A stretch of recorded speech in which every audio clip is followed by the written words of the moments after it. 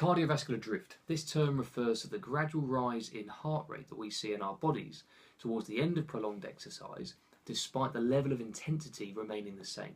And this is due to changes in the stroke volume. Now we know by now that stroke volume and heart rate, these combine to give us our cardiac output. And our cardiac output needs to remain sufficient to meet the demands of our working muscles.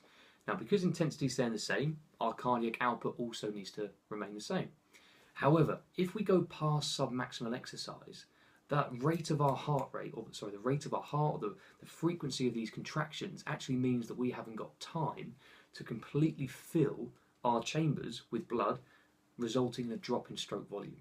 To offset this drop in stroke volume, heart rate has to continue to increase.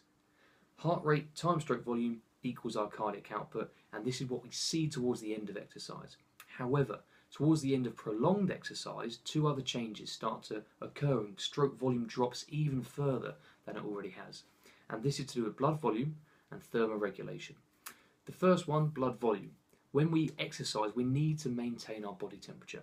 In order to do that, we actually release water contained within it, heat produced inside of our body. So by releasing water through sweat, we can keep our body at homeostasis and we don't overheat when exercising. Some of this water is sourced from our blood.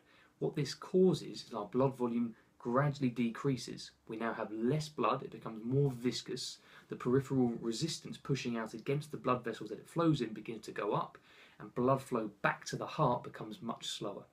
Less atrial fill goes on during diastole, which leads into the ventricular ejection being much lower, thus stroke volume has decreased. A second cause of stroke volume decrease is another thermoregulation technique. As we start to exercise, we want to get rid of temperature building up inside of us. What we do, we vasodilate the blood vessels near the skin. In doing so, more blood is directed towards the surface of our skin and heat can radiate out through that skin. What we've done there is increase the network or increase the space in which blood has to flow through. So not only have we got less blood, we've now got more space for it to flow in. The result of this, we have a lower blood pressure, less blood can actually make it back to the heart at the same amount of time. So a lower blood flow back to the atria means less gets in, which means less can come out due to Starling's law of venous return must increase for stroke volume to increase. It works back the other way. If venous return decreases, stroke volume will also decrease.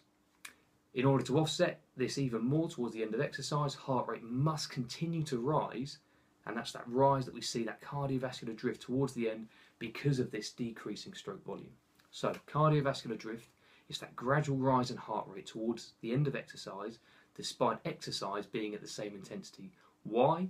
Because stroke volume has decreased due to thermoregulation techniques, sweating or the reduction of blood volume, and vasodilation of blood vessels near the skin to aid heat loss further.